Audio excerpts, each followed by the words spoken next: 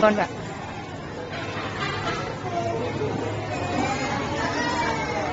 Ini guru biasa biasa, guru biasa.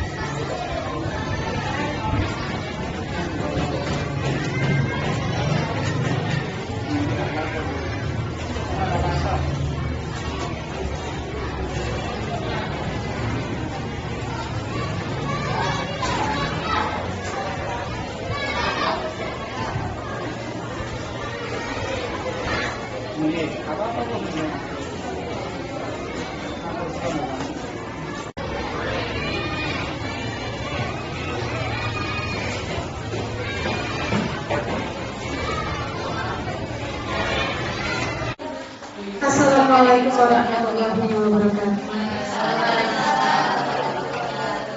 Alhamdulillahirrahmanirrahim. Assalamualaikum ala asrofil anbiya'i wal mursalin Sayyidina wa maulana Muhammadin wa ala alihi wa sahbihi ajma'in, amma ba'du.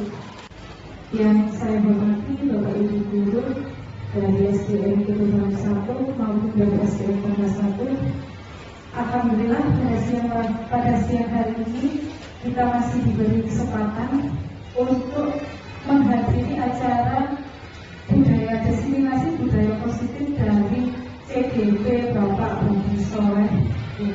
Salawat serta salam senantiasa tercurahkan kepada junjungan kita Nabi Muhammad SAW, karena atas dialah kita hari ini bisa memeluk agama yang begitu indah, yaitu agama Islam.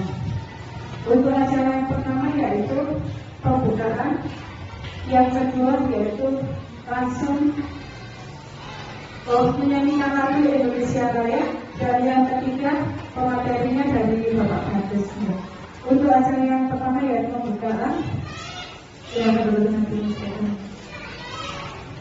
Al-Fatihah.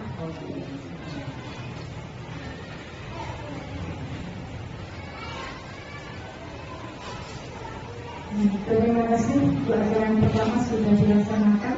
Untuk acara yang kedua yaitu menyanyikan Indonesia Raya, hadirin dimohon untuk berdiri.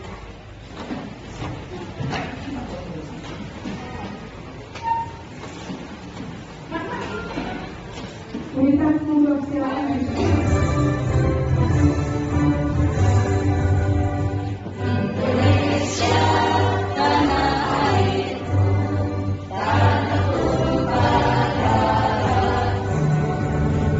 Di sana aku berdiri, jadi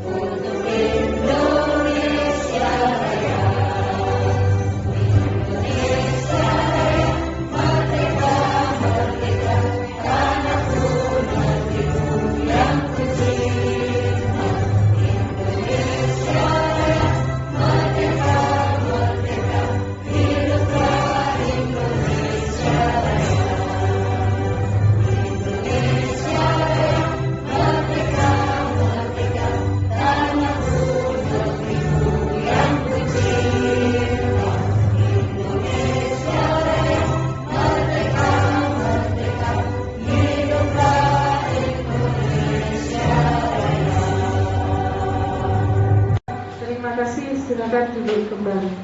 Acara berikutnya yaitu dari Bapak Badrus Soleh, waktu dan tempat kami persilakan.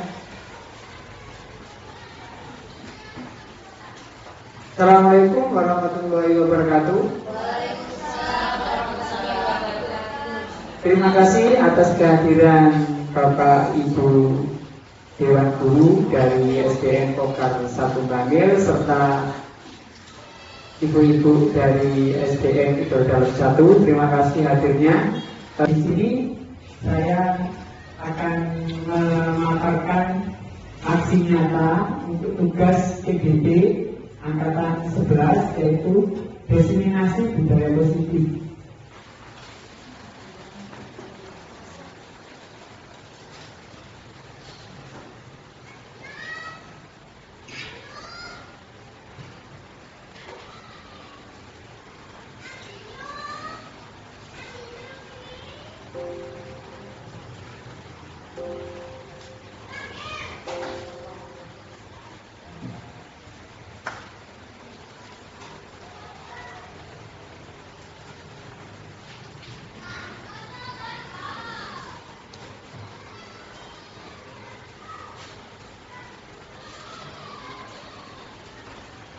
Untuk mengawali biar supaya nggak kelihatan tegang, sebenarnya sudah panas ya, mohon maaf Bapak Ibu, karena setelah kita selesai mengajar seharian, kemudian ditambah lagi dengan kegiatan dari saya, mungkin saya memahami kondisinya, apalagi untuk di Pasuruan ini panasnya luar biasa, posisi sedang seperti ini. Untuk sedikit merefreskan supaya nggak terlalu tegang. Saya minta sekarang Bapak Ibu untuk semuanya berdiri. Kemudian coba berhadapan. Berhadapan, Bapak silakan berhadapan. Kalau kemudian, ya. Kemudian menebarkan senyum ke temannya.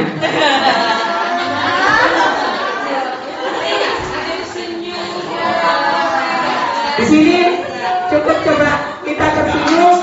Tapi tidak minta banyak-banyak, hanya 25 detik aja. Coba senyumkan sama temannya.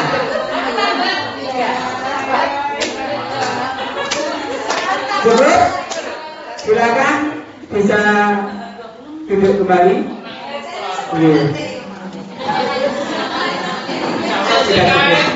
Nah, artinya apa? Pak Baris memulai seperti itu karena yang Pak Baris dapatkan dari kegiatan pendidikan guru penggerak itu biasanya senyuman itu menularkan Bapak Ibu.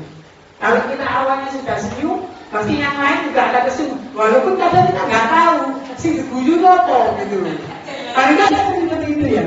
Tapi secara nggak langsung senyum itu tertular. Tapi kalau kamu Bapak Ibu bisa memperhatikan, kalau yang lihat temennya cemberut, kemudian pasti kita akan ikut cemberut.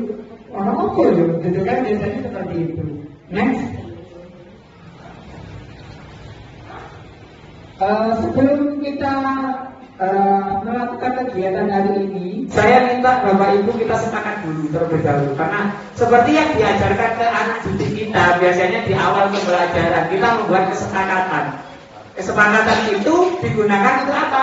Untuk supaya jalannya kegiatan itu berjalan dengan lancar, tidak ada kendala. Mungkin Pak Bagus coba menambahkan di sini ada beberapa kesepakatan yang muncul dari saya, mungkin untuk memancing Bapak Ibu semua. Nanti kira-kira apa yang perlu ditambahi, kita tambahi bersama. Itu namanya kesepakatan. Yang pertama, saling menghargai. Jadi kalau ada nanti yang memberikan pendapat atau masukan, kita mendengarkan, kemudian diambil positifnya, yang mungkin yang negatif biarlah berjalan seperti apa adanya, seperti itu. Yang kedua, menjadi pendengar yang baik. Ini hampir sama dengan yang tadi. Kemudian yang ketiga, mengikuti kegiatan ini dengan riang gembira. Seperti yang tadi saya utarakan di awal, bahwasanya kita senyum itu akan menular. Kalau ibaratnya temennya itu senyum pasti senyum. Tapi kalau yang satu cemberut, pasti semuanya akan ikut cemberut. Mungkin ada yang mau menambahkan sebelum kegiatan kita berjalan? Monggo, barangkali kesepakatan supaya kita ini nanti tidak ada miskomunikasi Tetap gini, monggo, Bapak dari Bapak Wani.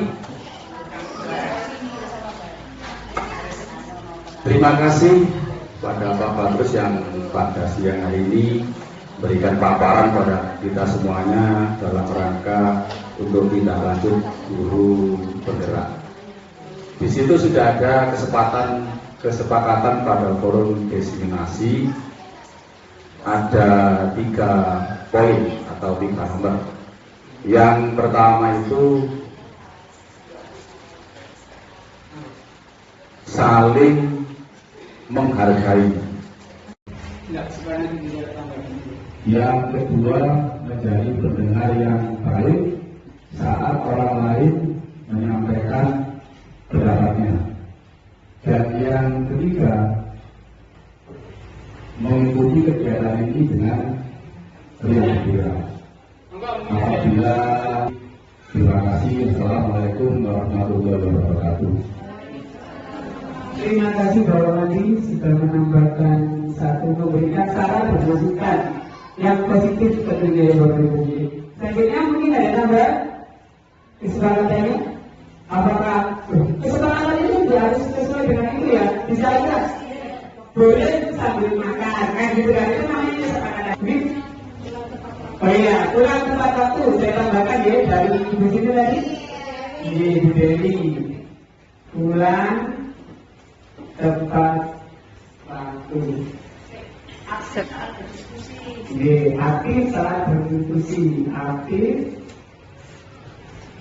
saat berdiskusi.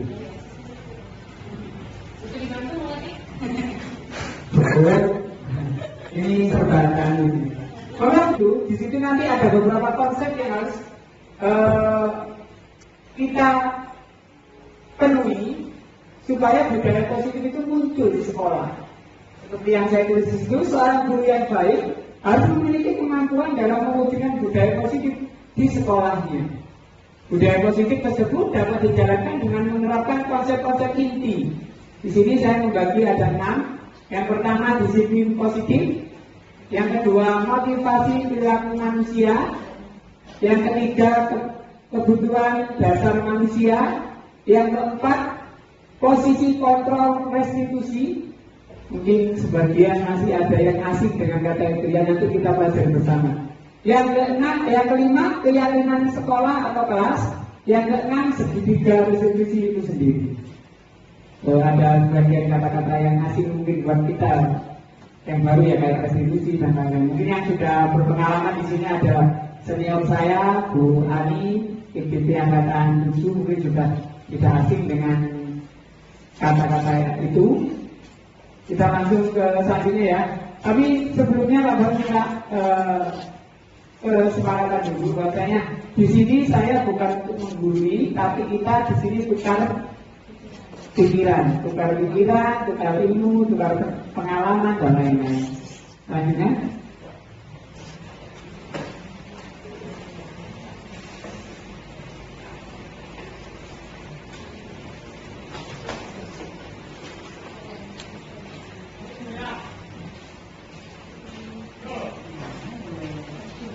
Ya, dan kelihatan besar ya.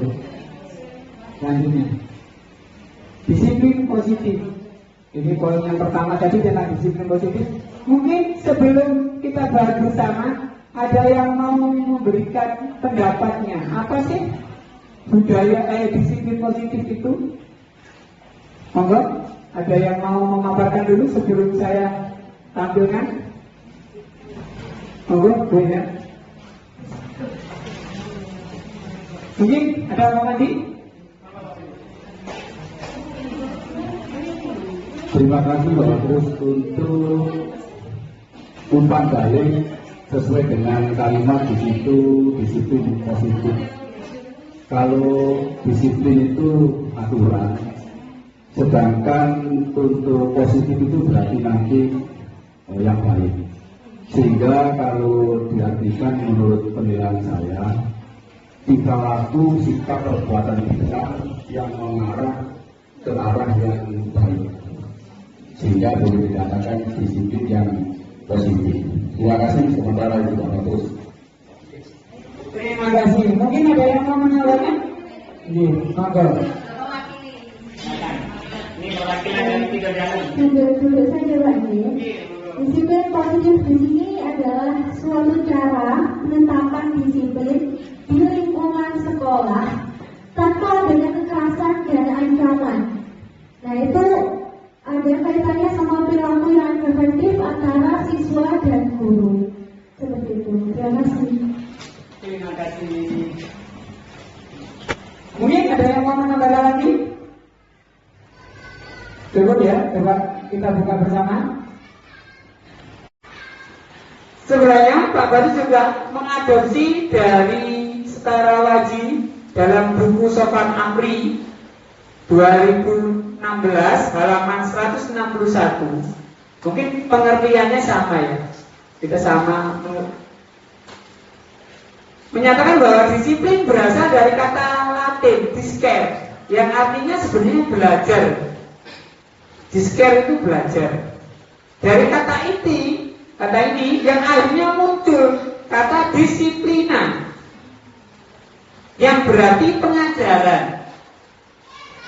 Itu poinnya, pengajaran atau pelatihan. Sedangkan sikap positif adalah diartikan sebagai sikap yang baik dalam menanggapi sesuatu. Jadi kita selalu berpikiran positif. Berarti hal-hal yang baik saja yang bisa kita adopsi seperti itu. Jadi bisa diartikan disiplin positif adalah penerapan disiplin yang mengajarkan anak. Karena kita ingat pengajaran ya. Di sini tadi kita disiplina itu pengajaran. Jadi kita memberi contoh di sini. Penerapan disiplin yang mengajarkan anak untuk bertanggung jawab dan menumbuhkan kesadaran diri berdasarkan nilai-nilai kebajikan yang ada pada anak sehingga dapat membuat anak memahami dan menyadari berdasarkan motivasi internalnya, bukan dari akibat paksaan, ujian atau hukuman. Kenapa Pak Bas menambahkan di sini berdasarkan internal, bukan paksaan, ujian atau hukuman? Karena itu masih ada hubungannya dengan materi yang selanjutnya, yaitu tentang motivasi perilaku. Jadi setiap orang, kita pribadi sebagai guru kadang kita punya motivasi, kita punya angan-angan, keinginan, motivasi perilaku manusia. Ada yang mau menyebutkan sebelum kita kan di sini sharing, bertukar pikiran sebelum kita bahas? Kalau mungkin Pak Bar menambahkan dari referensi yang sudah ada. Jadi ahli tentang karakter dan kemampuan anak seperti itu. Mungkin ada yang mau menambahkan? Apa itu? Motivasi perilaku manusia itu dibagi menjadi berapa? Ada yang sudah tahu? Ada 2. Ada pendapat lain? Ada berapa motivasi motivasi perilaku manusia? Mungkin Bu Siti belum? Ada 2 itu apa aja? Mau saya sebutkan. Motivasi perilaku manusia itu dibagi menjadi 2. Yang pertama ada motivasi internal dan yang kedua ada motivasi eksternal. Mungkin bisa dijelaskan ke teman-teman, kita kan sama-sama belajar ya. Kira-kira apa sih motivasi internal itu dan apa motivasi eksternal? Seperti itu, monggo.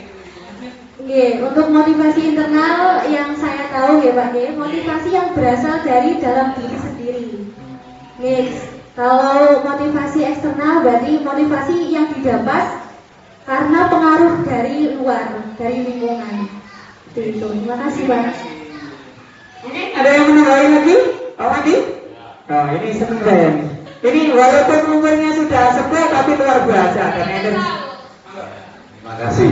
Sebetulnya jawaban dari teman saya ini sudah bagus, cuma ada penambahan pada keterangan-keterangannya yang dimaksud dengan motivasi internal itu kan motivasi dalam diri kita sendiri, kesadaran kita sendiri, sehingga kita bisa melakukan perilaku disiplin yang baik sesuai dengan penalaran kita sebagai manusia. Wah, saya tidak boleh menjewer teman saya, nggak boleh membuli saya. Itu kan datangnya dari diri kita, berdasarkan perasaan pemilihan kita. Tetapi kalau motivasi dari luar, ini biasanya di samping ada tata tertib yang tertulis di situ. Kadang-kadang kita ini seorang guru ada pengalaman-pengalaman yang tidak sengaja, yang tidak ditulis di situ ada. Contohnya mungkin kayak menemukan uang. Itu kalau ada tata tertib di sekolah kan murid itu bingung. Dengan adanya kejadian pengalaman seperti itu, maka kita akan timbul pemikiran, motivasi baru. Oh, kalau gitu, kalau ada murid menemukan uang, sebaiknya dilaporkan ke guru kelasnya, atau ke guru agamanya, atau ke guru olahraga. Itu mungkin ojo-ojo rame terakhir rame. Nah, itu mungkin karena pengaruh atau pengalaman yang terjadi di luar. Dengan demikian maka disebut juga motivasi itu datangnya dari eksternal. Terima kasih Bapak terus. Terima kasih atas pendapatnya. Mungkin kita bisa masuk ke slide selanjutnya. Ini berdasarkan Ali, dia dosen dalam bukunya Restructuring School Discipline menyatakan ada 3 motivasi perilaku manusia. Sebenarnya tidak salah dari Mbak Putri ya, bahwa Ibu ya kira-kira cocok ini. Ibu gitu. Sama Bu Putri tadi, sebenarnya benar itu ada 2. Cuma kita masih menggolongkan di situ ada 3 motivasi. Karena di segi eksternal itu ada 2, Bu. Ini ya. Yang pertama 1 dan 2 ini masih ikut eksternal. Di sini yang pertama untuk menghindari ketidaknyamanan karena dihukum. Jadi kadang contohnya anak-anak aja gitu. Kemudian aku takut nggak pakai sepatu. Kalau harus pakai sepatu hitam. Kalau nggak sepatu hitam nanti takutnya di sini ada guru olahraga Pak Wadi biasanya galak seperti ini. Karena dia takut dihukum, bukan dari hatinya sendiri, Bu. Itu yang masih kita lihat ya Pak Wadi di kelas di sekolah kita masih beberapa masih memakai ini eksternal, walaupun secara KU itu nanti juga akan berdampak positif juga ke anak seperti itu. Yang kedua, untuk mendapatkan imbalan, biasanya seperti itu. Jadi anak-anak itu kalau disuruh sesuatu, contohnya kita mengerjakan tugas, ayo siapa yang berani maju ke depan? Biasanya untuk guru kelas 1 ya, kayak Bu Al, kemudian Bu Endang, Bu Umir, itu dikasih bintang katanya. Padahal anak kecil itu bintang, dikasih bintang sebenarnya luar biasa. Karena kalau orang besar kayak gini dikasih bintang, enggak, paling jalur duit, gitu kan? Ini termasuk, ini masuk ke poin 2, yaitu untuk mendapatkan imbalan. Entah itu imbalannya dalam bentuk uang, entah itu imbalannya dalam bentuk jabatan, bisa kan seperti itu? Biasanya ada. Kita, aku pengen kerja jadi guru yang rajin, disiplin supaya diangkat jadi kepala sekolah atau kepala dinas. Biasanya seperti itu. Itu namanya ada motivasi tersendiri, walaupun itu sebenarnya dari eksternal. Itu ya. Sebenarnya poin yang terpenting adalah di poin 3 dari eksternalnya sendiri. Jadi untuk menjadi orang yang mereka inginkan dan menghargai diri sendiri dengan nilai-nilai yang mereka percaya. Saya di sini masih misalnya masih belajar. Alhamdulillah Pak Wadi ini adalah senior kita yang kurang 1 tahun lagi ya Pak Wadi. Dia sudah pensiun. Tapi ya tadi ada Bu Fir, kok saya muda ya Pak Wadi. Itu makanya. Itu yang ingin saya tiru. Jadi mungkin terlalu energi dan nggak kelihatan tuanya gitu. Padahal ya Bapak Sujo, gak ada Pak Wadi begini. Seperti itu ya, energi kan gitu. Saya masih sempat berkali-kali bukili terhadap Pak Wadi itu, kemampuannya yang luar biasa. Tapi kadang saya selalu sharing sama Pak Wadi kalau ada sesuatu itu saya sharing. Pak, ini ada masalah seperti ini, ya apa antisipasinya? Karena ini kan kalau orang sudah berpengalaman itu kan banyak makan garam. Tapi alhamdulillah ya Pak Wati, garamnya nggak terlalu banyak ya. Takutnya kebanyakan garam malah nggak sehat katanya. Maksudnya bukan itu kan, maksudnya banyak pengalaman yang bisa kita gali dan ditularkan ke junior-juniornya seperti saya itu membutuhkan itu. Itu mungkin motivasi perilaku manusia. Ya. Hubungannya dengan yang selanjutnya, biar gak terlalu capek kita ice breaking lagi. Nah ini biar gak terlalu capek. Saya minta Bu, matikan video ini. Biar habis.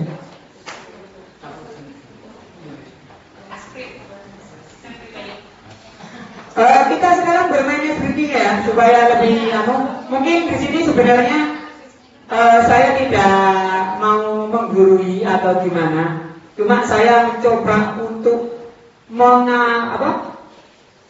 mengamalkan ilmu yang tadi yang di awal. Sorry, dari mana? Kita lihat ini, motivasi perilaku manusia tadi. Tadi kita akan menggembingkan ini untuk anak didiknya. Kira-kira itu bisa diterapkan nggak untuk guru-gurunya? Seperti itu ya. Dari materi yang ini saya akan gabungkan ke ice breaking sekarang. Saya minta setiap guru pastikan selalu menanamkan memberikan ice breaking ke anak didiknya ya, untuk menghibur anak-anak supaya lebih fresh lagi seperti itu. Mungkin kalau saya tunjuk biasanya guru-guru nggak ketemu. Coba saya minta beneran untuk memastikan motivasi tadi berjalan atau tidak. Ada nggak yang mau memimpin di sini ice breaking untuk teman-teman yang lain? Monggo. Barangkali ada yang mau? Ya. Biasanya menunjukkan ice breakingnya kan itu kan pengalaman ya Bapak Ibu ya. Mungkin Pak Bagus belum bisa pakai ice breakingnya Bu Putri seperti itu. Monggo. Baik, terima kasih Pak atas kesempatannya. Ini seperti yang biasa saya terapkan ke anak-anak ya Pak. Baik, mau cek dulu semangatnya Bapak Ibu sekalian. Ketika saya bilang tabuk semangat, nanti jawabnya dang dang dang, ding ding ding, dung dung dung gitu. Saya contohkan dulu ya. Tabuk semangat, dang dang dang, ding ding ding, dung dung dung, dang dang dang, ding ding ding, dung dung dung.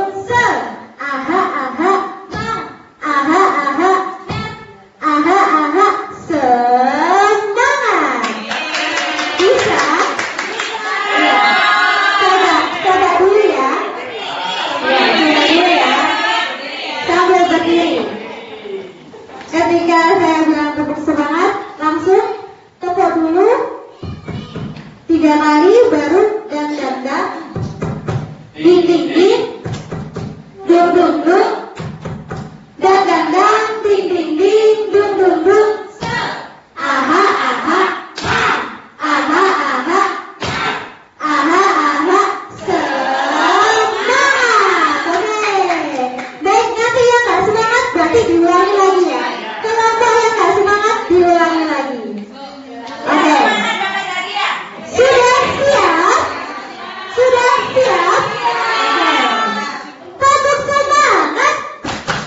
Dang dang dang. Ding ding ding. Dung dung dung. Dang dang dang. Ding ding ding. Dung dung dung. Aha aha. Aha aha.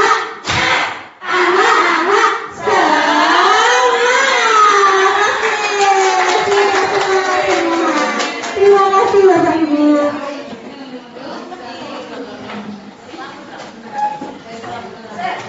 Luar biasa dari Bu Putri ya.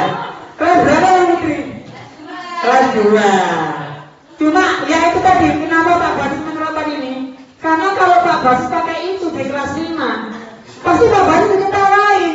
Bisa joget-joget dan ini ya ketawa anak muridnya Pak Bagus. Tapi setiap mungkin ada jenjangnya kan seperti itu. Cuma itu tadi sudah masuk ke sini, berarti artinya dari pemaparan yang tadi, materi yang tadi, motivasi perilaku, paling enggak Bu Putri sudah punya isternanya sudah keluar. Saya percaya itu tidak dipaksa dan tidak ada hadiah imbalan yang diberikan Pak Badrus. Ya tidak ada hukuman, Bu Putri tidak maju, engkau gak mulai mulainya jam 4. Tidak ada kan tadi? Dari poin 1, poin 2 tidak ada. Dia inisiatif itu karena itu tadi. Ada kepercayaan diri yang muncul. Jadi seakan-akan saya guru, saya harus siap dengan segala apapun yang terjadi. Walaupun kayak dadaan seperti itu, kita harus siap. Mungkin ada lagi yang mau mencoba pakai apa tadi? Ice breaking-nya kelasnya masing-masing. Ada yang mau coba? Ayo ice breaking kelas ini.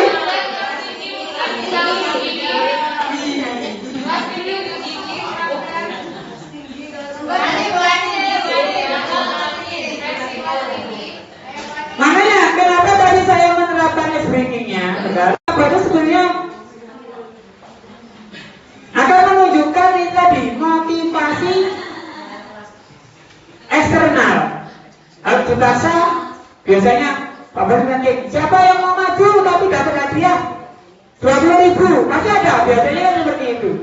Tapi kita mencoba untuk yang apa namanya tadi hukuman ya, hukuman. Coba pastinya nanti yang nggak maju akan istilahnya ada motivasi tertekan dan lain-lain dari yang Pak Bos saya coba mengajak. Sekarang ice breaking-nya adalah setiap orang akan menyebutkan angka secara bergantian. Nanti Pak Baru punya permainan. Ini yang sering saya gunakan di kelas. Itu random angka. Jadi biasanya untuk memacu satu kelompok seperti apa? Supaya nggak saling tunjuk, Pak Baru pakai ini. Jadi enak. Mau nggak mau karena kita kesepakatan harus siap, harus mau seperti itu. Kita urutkan dari sini dulu. 1, terus ngomong 1, 2, 3, dulu 4, 5, 6, 8, 9, 10, 11, 12, 13, 14, 15, 16, 17, 18, 19, 20, 17. Saya buatkan angka 17. Iya, kita kesepakatan ya. Jadi Pak Bapak dia akan mengajak yang keluar berarti harus siap maju ke depan. Bukan tadi kan ini kita berandai kan. Kalau tadi kan ibarat tadi nggak ada yang maju, sekarang hukuman. Jadi hukuman secara paksaan termasuk motivasi yang satu tadi. Karena takut dipaksa. Kita tunjukkan.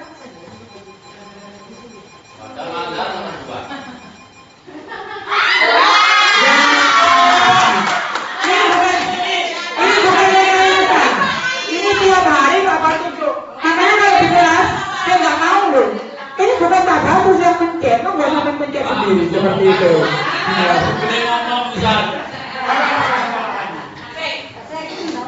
Membuat semangat anak-anak tadi dahulu. Kalau SDG perasaanku begitu kon leren, tiba malah kon rame. Ini Bapak Ibu, saya biasanya kalau untuk anak-anak umum olahraga itu saya menjiplak kelas 1. Kenapa saya jiplak? Karena juga asik juga dan mudah dilakukan.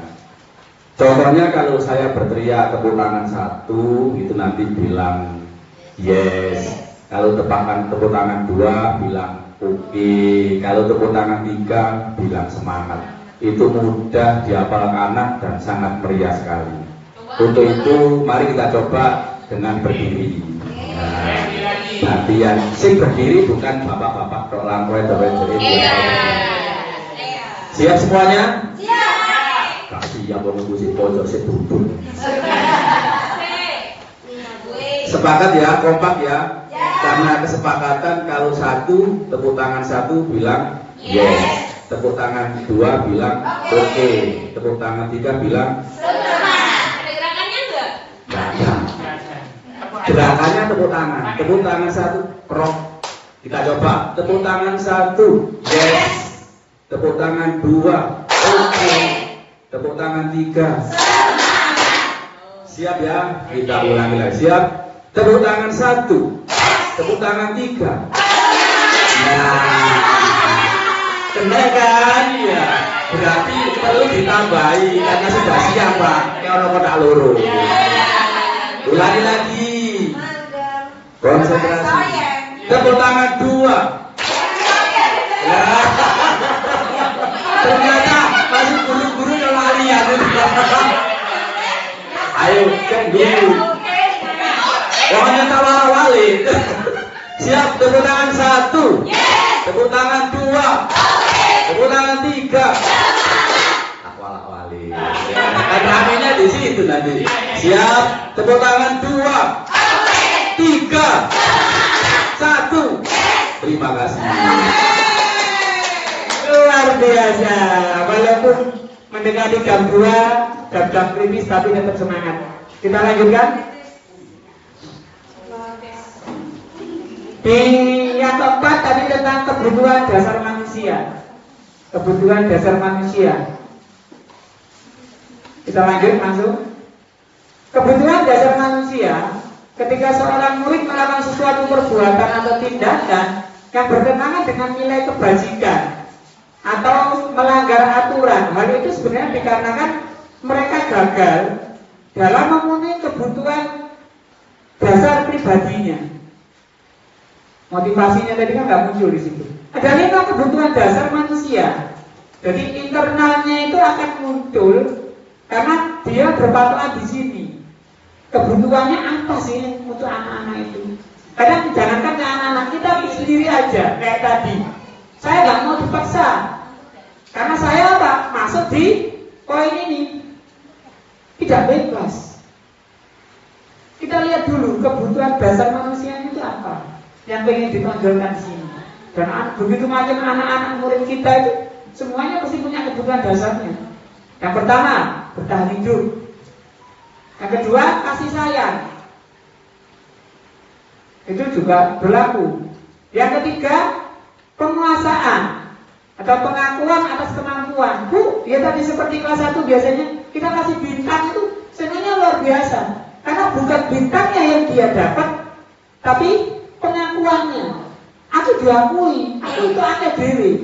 Aku banyak sendiri daripada yang lain. Itu namanya pengakuan. Yang keempat, kebebasan. Insya Allah semuanya manusiawi, pengennya bebas. Sampai kurikulum kita pun dirubah menjadi kurikulum merdeka. Bebas artinya. Cuma yang tadi patokannya tetap ada. Jadi patokannya tetap kembali ke anak-anak kembali. Selanjutnya pasti tentang kesenangan. Jadi kayak tadi, aku nanti kalau Pak Bagus maju ada hadiahnya apa Pak Bagus? Uang kah, apa kan gitu, seperti itu. Jadi dia kesenangannya yang dimunculkan seperti itu. Selanjutnya posisi kontrol restitusi. Ini mungkin asing bagi beberapa bapak ibu. Langsung aja ya saya bukakan juga. Posisi kontrol restitusi. Ada 5 posisi kontrol restitusi. Yang pertama, guru itu sebagai penghukum. Jadi sudut pandangnya dari kesalahan anak yang muncul, kita sebagai guru itu nanti akan sebagai penghukum. Selanjutnya yang kedua, sebagai pembuat rasa bersalah. Jadi kadang kita nggak ngukur, tapi anak yang contohnya kita memberi contohkan anak yang terlambat dimarahi. Kamu itu loh, jam berapa sekarang? Jam 8 baru datang. Itu kan seakan-akan anak malah bersalah. Dia nggak akan malah senang, tapi malah tertekan. Padahal kita seharusnya kan menggali dulu kenapa anak itu salah, kenapa anak itu terlambat. Apakah itu dari kesalahan anaknya, atau karena kesalahan orang tuanya baru bangun dari masaknya kesiangan? Itu kan harus menggali di situ. Yang selanjutnya, guru sebagai teman. Ini biasanya beberapa guru sudah menerapkan ini, termasuk nggak mungkin kalau saya yakin dan percaya guru kelas 1 tidak akan masuk ke ranah 1, 2 itu. pasti yang ditonjolkan adalah temannya. Karena guru kelas 1 kayak Kak Batu dari guru kelas 1, kelas 2 buyar murid ibu. Karena apa yang kan kalau biasanya di kelas kecil, kelas 1, kelas 2 itu yang ditanamkan adalah keibuannya yang harus didulukan. Makanya saya lihat itu jarang guru laki-laki itu pegang kelas 1. Tapi Pak Wandi luar biasa. Pak Wandi kelas 1, kelas 2, kelas 6 semuanya yes. Seperti itu. Yang kelima, yang keempat ya. Yang keempat sebagai penantau. Jadi hanya mengawasi. Nanti ada keterangannya yang berjelas lagi. Yang kelima sebagai manajer. Ingat manajer di sini bukan harus kepala sekolah ya. Semua guru harus mempunyai karakter sebagai manajer. Justru yang kelima ini adalah posisi kontrol yang terbaik buat kita, Bu, untuk anak didik kita.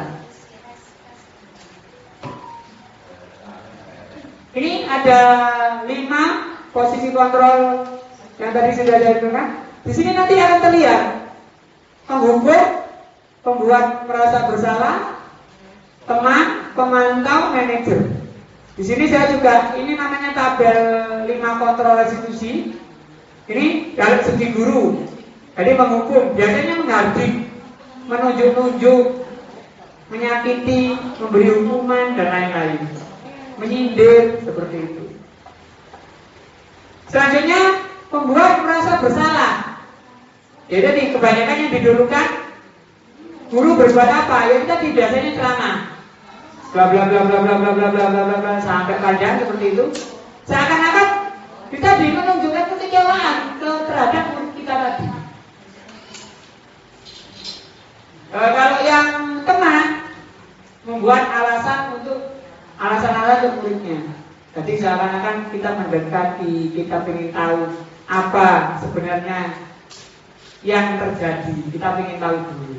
Kalau pemantau hanya mengukur dan menghitung. Maksudnya itu menelaah dari jauh, tidak langsung terjun. Dari sini dari guru biasanya untuk kata-katanya sudah diterapkan. Kebanyakan itu terjadi. Kayak kalau penghukum, kalau kamu tidak melakukan, saya akan. Pasti kata-katanya kebanyakan akan muncul seperti itu ya. Apa dia? Mungkin ancaman yang muncul seperti itu. Kalau teman itu tadi, ya sudah, nanti bapak ibu bantu. Biasanya seperti itu. Jadi seakan-akan kita mendalami permasalahan yang ada di anak tadi. Hasilnya di sini juga terlihat. Kalau penghukum biasanya anak itu tidak malah akan baik, tapi malah memberontak di sini. Memberontak, kemudian berdendam. Karena aku kan Pak Batu juga pernah jadi murid dulu. Waktu masih kelas berapa itu? Kelas SMP dulu. Waktu upacara pengibaran bendera, karena Pak Batu itu dulu dari MI yang biasanya nggak ada upacara, kemudian masuk di SMP ada upacara pengibaran bendera, kebalik benderanya itu. Wah, apa Bu? Beneran itu. Sampai sekarang masih ingat. Tapi di situ kadang mungkin kalau yang awal dulu saya seperti itu, saya dendam, guru ini jahat. Biasanya seperti itu. Dan itu akan menyakar di otaknya anaknya tadi akan mengakar. Seperti itu. Semoga nanti kita selaku guru tidak setelah mengikuti kegiatan ini sudah tidak muncul lagi tentang penghukum, pembuat rasa bersalah. Itu yang muncul adalah teman, kemudian manajer. Manajer itu bukan sekolah. Tadi kan saya ngomong manajer itu tidak harus kepala sekolah. Di sini hanya menguatkan watak. Kalau mungkin di SMP itu jelas kan ada guru BK-nya. Kalau kita kan katanya SD itu guru botehan, sembarang wis iso, multi talentan, duduk multi talenta, multi talentan seperti itu ya. Di sini juga terlihat ketergantungan. Tapi makanya kenapa di sini Pak Bos sebenarnya yang paling bagus kan manajer. Karena kalau teman itu masih ada ketergantungan di anak. Tapi kalau di manajer kan kita melepas anak, sebebas anak, cuma tetap kita kontrol seperti itu. Selanjutnya mungkin keyakinan kelas. Sudah tiap tahun kita membuat keyakinan kelas. Ini dasarnya. Guru berperan dalam mewujudkan terbentuknya keyakinan kelas. Mungkin kalau Bapak Ibu yang guru kelas, biasanya untuk membentuk keyakinan kelas itu yang membuat gurunya atau muridnya atau dua-duanya. Murid. Tapi Pak Baras miris kadang. Di Shopee itu sekarang terima dadi ya. Biasa itu apa? Kayak dari kayu atau apa itu kemarin jadi introspeksi peserta DGB itu ditunjukkan dari instruktur dari Jakarta itu, dia mengatur seperti ini. Benar, keyakinan sekolah itu dibuat oleh kesepakatan bersama. Kadang saya lihat di situ mulai jadi pakai kayu yang digantung-gantung biasa. Sekarang banyak di Shopee itu murah. Karena si penting ada. Ketentuannya kan sebenarnya guru berperan dalam mewujudkan terbentuknya keyakinan. Jadi yang muncul di keyakinan kelas itu, ya tadi munculnya dari anak, kita mengadopsi, kemudian mengkaburkan hal-hal yang jelek, yang kurang baik, menekan hal-hal yang positif seperti itu. Yang kedua, keyakinan sekolah atau kelas berupa pernyataan universal yang mudah diingat, dipahami, dan harus diterapkan dalam lingkungan sekolah atau kelas. Jadi jangan terlalu panjang. Biasanya juga harus kata-kata yang positif. Tidak boleh menggunakan kata negatif. Kenapa?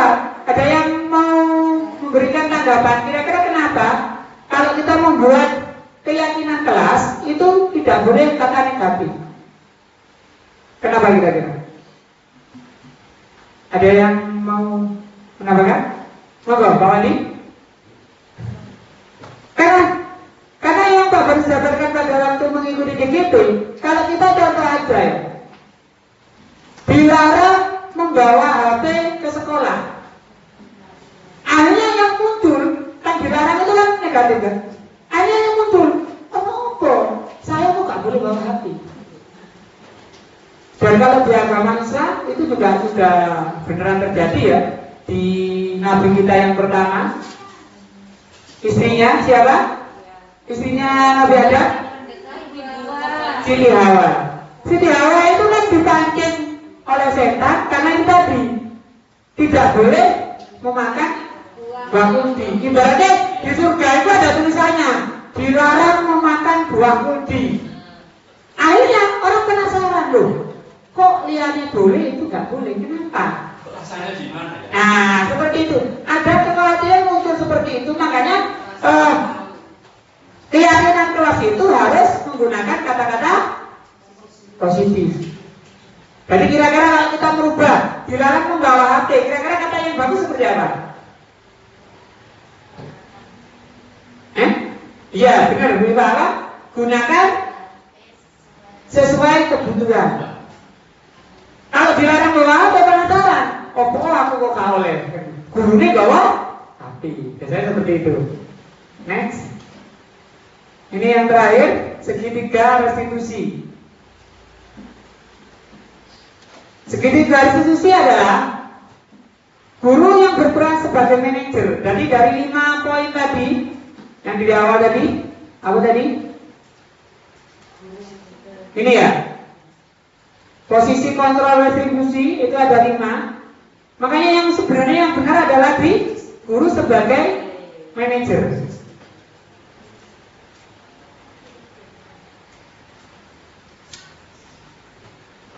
Guru yang berperan sebagai manajer menggunakan segitiga restitusi dalam menyelesaikan masalah melalui 3 tahapan. Yang pertama, menstabilkan identitas. Yang kedua, validasi tindakan yang salah. Yang ketiga, menanyakan keyakinan. Tujuan 3 tahapan itu dilakukan untuk itu tadi, untuk menghasilkan murid yang mandiri dan bertanggung jawab. Untuk penjelasannya lebih detail ini, menstabilkan identitas adalah kegiatan yang dilakukan berdasarkan prinsip membuat bahwa membuat kesalahan adalah bagian dari proses pembelajaran yang nantinya akan menggeser identitas gagal ke arah identitas yang lebih berhasil. Jadi tidak mengejas anak ini salah, enggak. Jadi kita pancing. Contohnya di sini ada kalimat yang dapat diterapkan. Satu, berbuat salah itu hal yang manusiawi. Jadi kita motivasi anak supaya nggak jatuh. Yang kedua, tidak ada manusia yang sempurna. Seperti itu. Yang ketiga, kita pasti bisa menyelesaikan masalah ini. Seperti itu. Lanjut. Untuk yang kedua, tindakan yang kedua, validasi tindakan. Pengertiannya itu, validasi tindakan adalah yang salah dilakukan berdasarkan prinsip bahwa setiap perilaku berupaya memenuhi suatu kebutuhan tertentu, sehingga guru atau orang tua akan bergeser dari pemikiran stimulus respon menjadi proaktif serta akan lebih menggali kebutuhan murid atau anak. Dan kata-katanya adalah, kamu pasti punya alasan mengapa melakukan itu. Nanti kita gali ya di situ. Ini poin-poinnya tadi. Next. Selanjutnya menanyakan keyakinannya. Jadi diluruskan dengan nilai-nilai seperti ini. Nilai apa yang telah kita sepakati. Makanya segitiga restitusi itu digunakan untuk memecahkan masalah anak yang terjadi. Contohnya Pak, saya punya. Moga kita dengarkan bersama ya.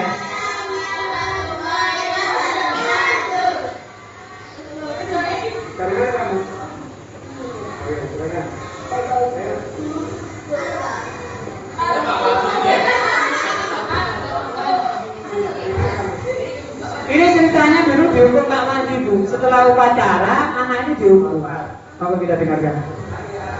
Gimana kabar hari ini? Masih posisi istirahat. Ini pelajarannya apa? Kamu tahu tidak kenapa Bapak mengambil kamu ke sini sekarang? Pasti untuk mengklarifikasi kejadian yang tadi setelah selesai upacara kamu terlambat masuk ke kelas. Kira-kira itu kenapa dan memangnya kamu kemana?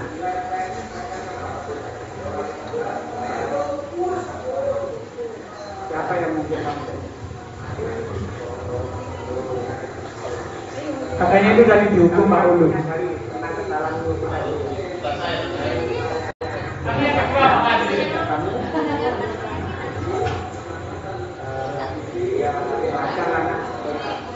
Anak itu berbuat kesalahan itu manusiawi. Cuma katanya setiap orang tidak pernah melakukan kesalahan. Yang terpenting kita bisa belajar dari kesalahan itu dan berusaha mengulanginya. Itu ya. Oke, dari kejadian tadi, mari kita mencarikan solusinya bersama, supaya nanti kedepannya bisa lebih baik. Itu ya. Oke, yang kedua, selanjutnya, Bapak ingin tahu kira-kira kenapa kamu bisa melanggar aturan sekolah tadi?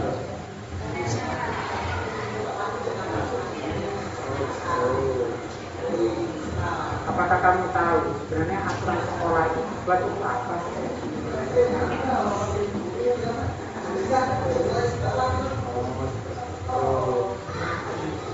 Menurut kamu dari kejadian tadi, keyakinan kelas apa yang bisa kamu langgar? Itu bagian dari disiplin sekolah ya. Menurut kamu disiplin sekolah itu penting? Apa tindakan yang akan kamu lakukan ke depannya supaya kamu bisa disiplin?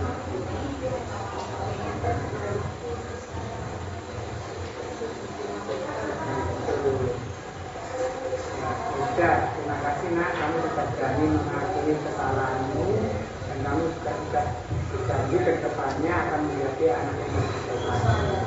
Ya, sekarang bisa kembali melanjutkan istirahat ya. Ini masih ada kata-kata dari anaknya.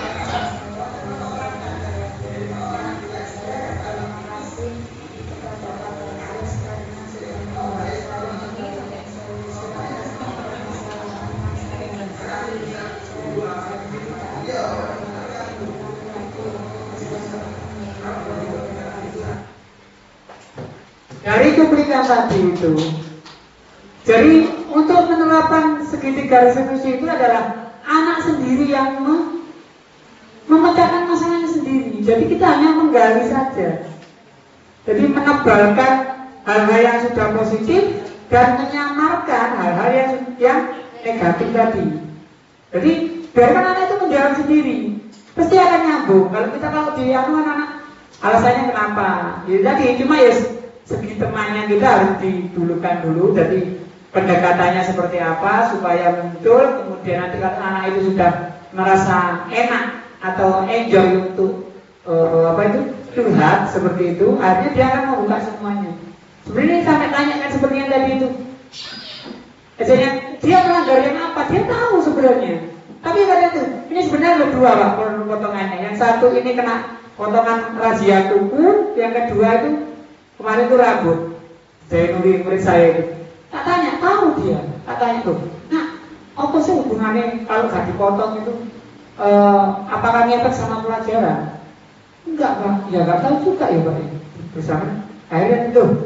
Kira-kira sekolah itu dibuat untuk dilarang untuk laki-laki gak boleh rambut panjang seperti itu. Alasannya apa? Dia tahu sebenarnya. Iya Pak, supaya anaknya disiplin. Seperti itu. Cuma ada itu tadi, mungkin ada yang kebetulan yang kemarin yang Deko Makladi itu karena lupa emang Bu. Kelupaan jadi nggak motong rambutnya, jadi kebetulan ada pemeriksaan kena. Tapi dia sebenarnya sadar, menyadari kesalahannya. Seperti itu. Mungkin itu saja yang saya bisa sampaikan di sini. Terima kasih atas waktunya. Saya kembalikan ke moderator untuk penutupan dan doa. Monggo Ibu.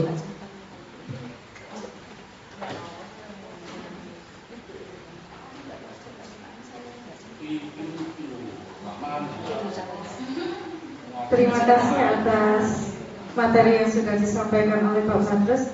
Acara selanjutnya yaitu penutup atau doa. Monggo Bu Al.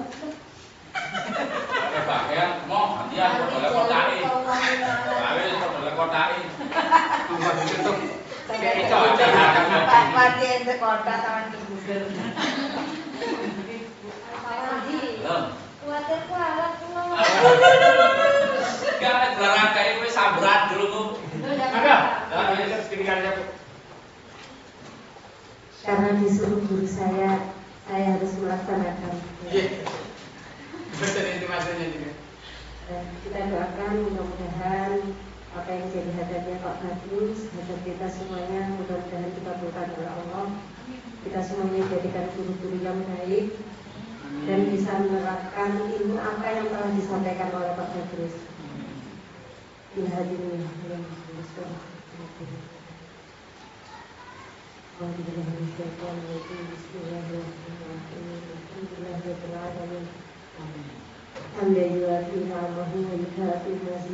ya Rabbana ya Rabbana ya Rabbana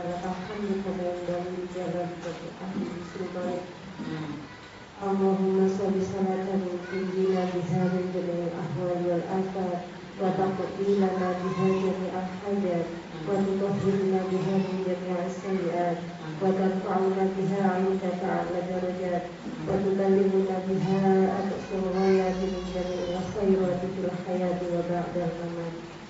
Allahumma inna nas'aluka salamatan fid wa 'afiyatan fil jasad wa ziyadatan fil 'ilmi wa barakatan fil rizqi wa tawbatan qabla al-maut wa maghfiratan ba'da al-maut. Allahumma hawwin 'alaina fi sakaratil maut wal najata minan nar wal 'afwa 'inda al-hisab. Rabbana la tuzigh qulubana ba'da idh hadaytana wa hab lana min ladunka rahmah wa hayyi' lana min amrina rashada. Rabbana hab lana min azwajina wa dhurriyyatina qurrata a'yun waj'alna lil muttaqina imama. Rabbana atina fid dunya hasanah wa fil akhirati hasanah wa qina 'adzabannar. Rabbana ma'al abrar ya aziz ya ghaffar ya rabbal alamin. Bismillahil Fatihah. Terima kasih.